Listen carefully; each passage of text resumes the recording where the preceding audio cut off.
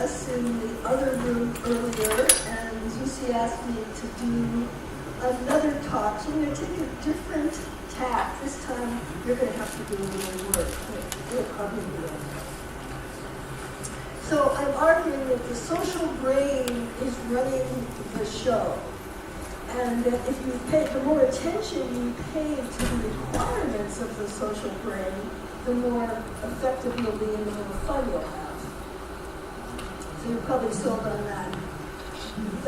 The brain's primary function is regulatory. This is something that I didn't know until very recently myself. It's like a highly disciplined CFO. It decides where and when you have energy. So you're going to see something about that in a minute. So I agree with the social neuroscientists who say that Maslow was upside down. So some of you may remember that Maslow had the, oops, you can't see my cursor. Well, Maslow had breathing, food, sex, sleep, etc. as fundamental, and he had social actualization as the top. It's the opposite. And not only with us, with other social animals. For example, elephants die of grief, rhinoceroses die of grief, many social animals die of grief. This is a very famous photograph. Some of you may have seen it before, some of you may have know the story, but I'll just tell you just a short version. The orang was living in a primate care facility, and he was failing.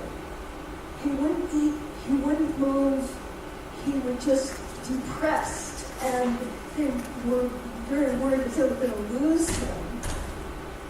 The dog was a stray. Nobody knows how he got into the compound. Somehow he got into the compound. The dog was sick. The orang spotted the dog and got up and moved and went to the dog, and they essentially haven't been parted since, and now they're both fine. They were both failing, now they're both fine. Okay, it's a great story, we love it. We all feel good about that. So I'm just, instead of just yakking at you about this, we're going to do a little exercise. Okay, so starting over here, 1, 2, 3, 1, 2, 3, 1, 2, 3. I bet you can do this on your own. So everybody make groups of 3. And if you're odd man out on this side, just raise your hand and stand up and become groups of 3. 1, 2, 3, 1, 2, 3, 1, 2, 3. You can do it. I promise.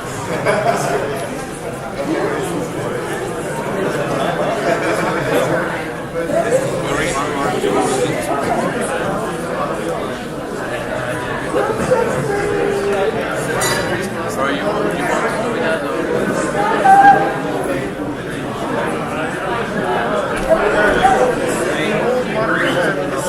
We need one more. Okay, does anybody need an extra person? Okay, good. Wonderful. All right, person number 1, raise your hand if you're person number 1. Very good. Very good. Person number 1 is going to ask person number 2 to have a short conversation with them during the next break. Person number 2 is going to decline. Person number 3 is going to watch. And after person number 2 declines, person number 1 asks again. Will you please have coffee with me? Person number 2 declines again. Person number 1 asks again. This is really very important, and it's very important to me. Please make the time. Person number 2 declines. You're going to do this for 60 seconds, and then person number 2 is going to ask person number 3. So you have 3 minutes of fun ahead of you. Okay?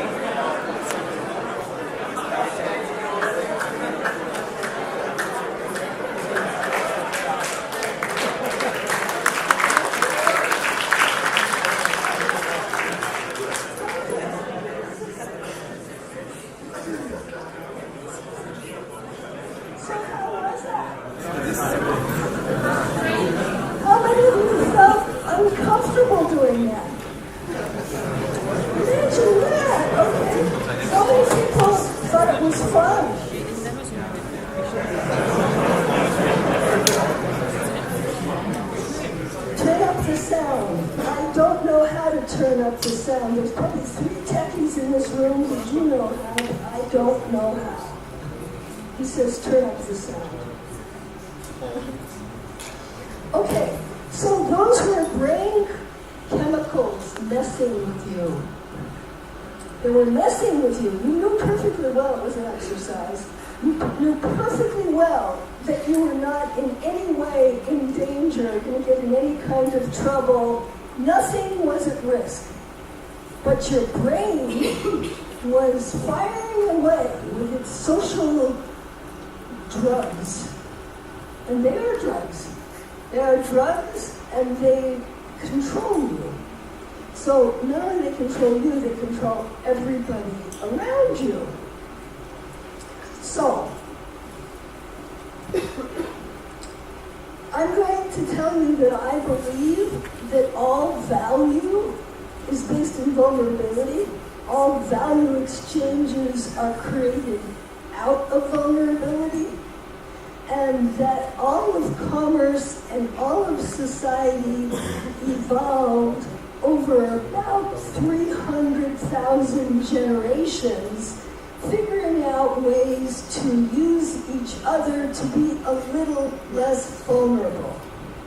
However, in this day and age, it has circled back and kind of bitten us in the butt. Because now we are working with people who we did not know for our whole life, who do not know us, who are not absolutely committed to us no matter what happens. In fact, we simply don't know. We don't know, and our brains don't like that a whole lot. It's just how it is. Our brains don't like it. Our brains like knowing what's going to happen and knowing who we can rely on, and we don't live in that world. It produces constant social stress. And we end up relying on other people to do all sorts of things, and one of the things that we rely on other people to do, which is extremely difficult, is we rely on other people to decide what is important. So that looks like, if you meet your KPIs, then you get to fill in the blank. So Tim Cook is a fellow who is interesting, but imagine being chosen to succeed Steve Jobs. I think that might be just a tiny bit vulnerable. So I picked this quote up because I just love it so much. He says, Apple doesn't make any money from its musical stuff. It's a loss. The work that Apple does in music is an area in which they don't make money.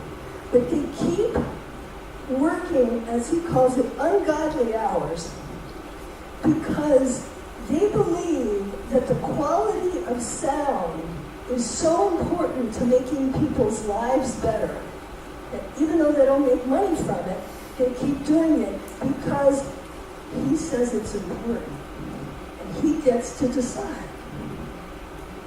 An extraordinarily vulnerable situation. But actually, all of us have to decide what's important. Whether we're the leader of a huge company or not. Here's another guy who was kind of vulnerable.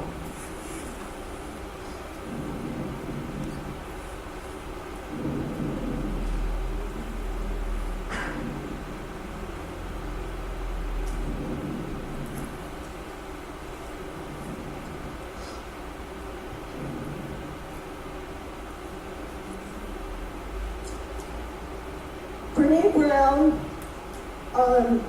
perhaps one of the top 5 most viewed TED Talks, introduced the subject of vulnerability and how we work around vulnerability in our families, in our work, in our play, in our schooling. And it really is a subject that was kind of taboo. I remember speaking about vulnerability when I began my consulting practice 40 years ago. People thought I was insane. I would say commerce, all of commerce is based in vulnerability. They don't like that. It's not sanitary or something.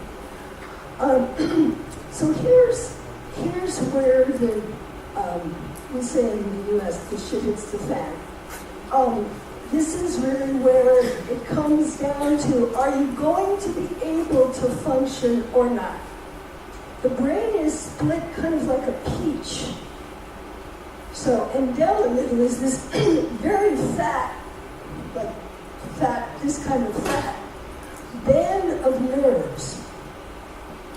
In order to do something new, like be a frog carrying a mouse across the river, or any number of things that might be new, the two halves of the brain have to be able to communicate with each other. And any kind of stress, such as the stress that I put you under asking each other to have a cup of coffee later, will make it impossible for you to do something new. Any kind of social stress makes it impossible for you to do something new. So, circling back around, what has Tim Cook done? He's created an environment where people work like crazy to make something just a little bit better.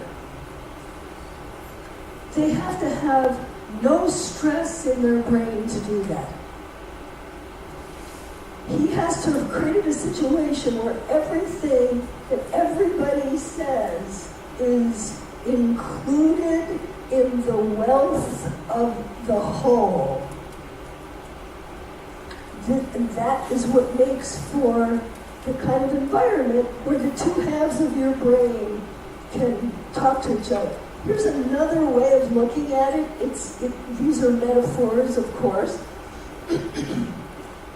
But the front part, the blue part, what they call the prefrontal cortex, this is the executive part.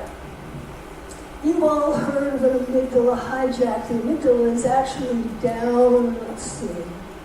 Okay. You can't see that. It's down toward the bottom of the brain stem, up there. And it simply turns off the executive function. It's binary. It's on, it's off. That's a little different kind of stress than the kind in which I put you with our little exercise about coffee. It's a little different kind of stress, more like the kind of stress that you might feel if you were camping in the woods and you thought you heard a bear. The hijack that your brain would do in that moment is a little different than the hijack that it does when you're asking somebody for having to decline when someone asks you for a conversation. So I want to go back over something that I spoke about a little bit this morning. Some of you weren't there. People, very likely until 10,000 years ago or so, our ancestors slept in a pile, which in the U.S. we call a puppy pile. So for 8 hours a day, their brains were co-regulating with each other. This is the magic trick that social mammals do. Their brains co-regulate. And sleeping in a puppy pile with the people with whom you're going to be dealing with your ecosystem the next day is a very good way to stay well coordinated. This is an advantage that we just don't have. Even Agile teams, they might spend the night once in a while sleeping and sleeping. They certainly don't sleep in a pile every night, because we don't do that in the modern world, right? It's an interesting, maybe some of us will experiment with it. But if you do that, you're optimizing the possibility that you will all feel so safe that you could figure out something new to do the next day together, which is pretty extraordinary.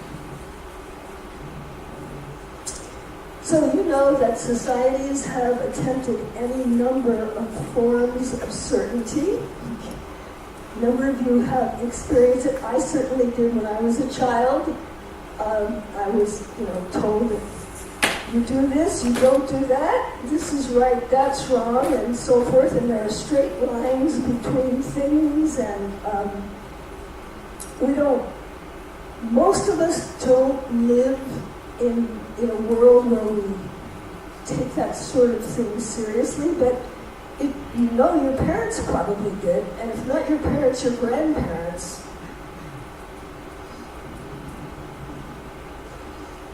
This is a wonderful moment that I had with a pharma exec I was working with. I asked him to go around and have brown bag lunches with people and not to talk to me again until he was done doing that.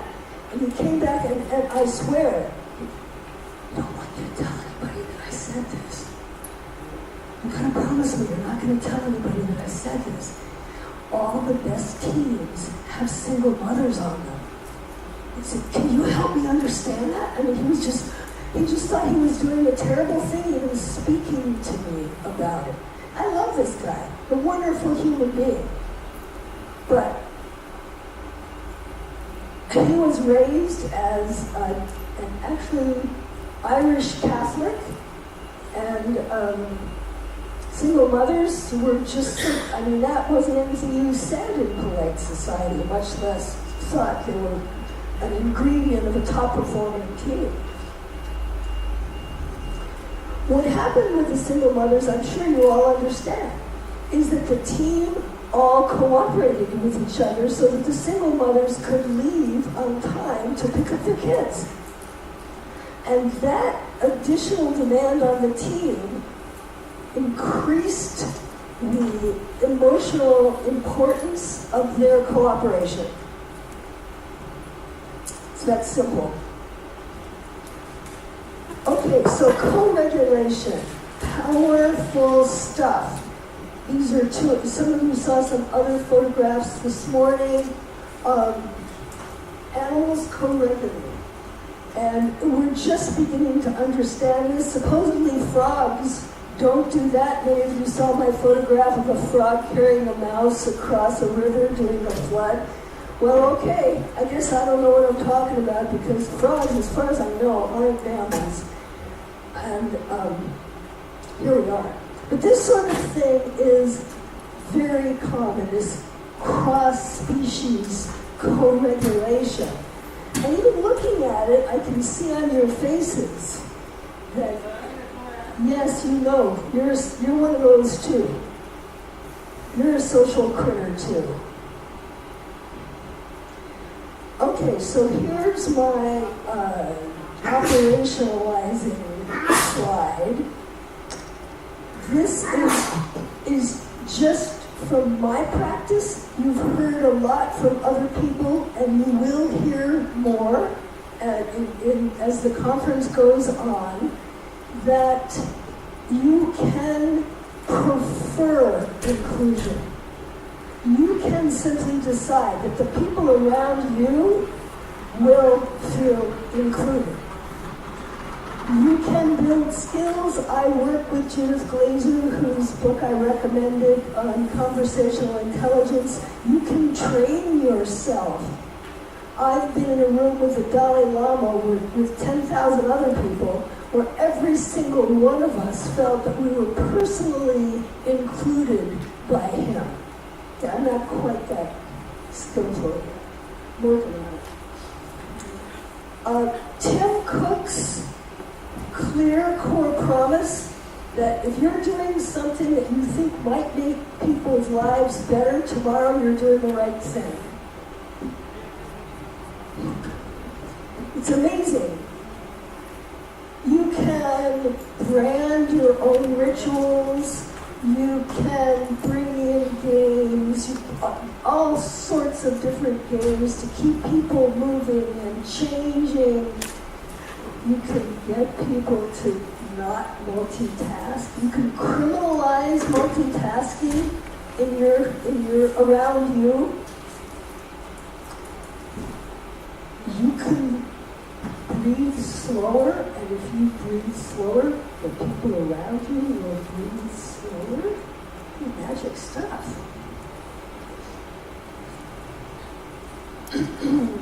So I think you've heard enough of this kind of stuff today. We're all in violent agreement about this. The question is, how do we do it? And I have discovered I can do it organization-wide, I can do it with a single executive, and it spreads because we are the social critters that we are. And those of you who are with us this morning know that I recommend that you invite value partners from all over your ecosystem and just keep doing that so that when change occurs, you'll be talking to the people you need to be talking to. And with that, I will say thank you. It's been a pleasure to be with you. And if any of you want to speak to me later, I'd be delighted to speak about any of this. I've spent, as you can see, many years figuring it out, and I'm still figuring it out.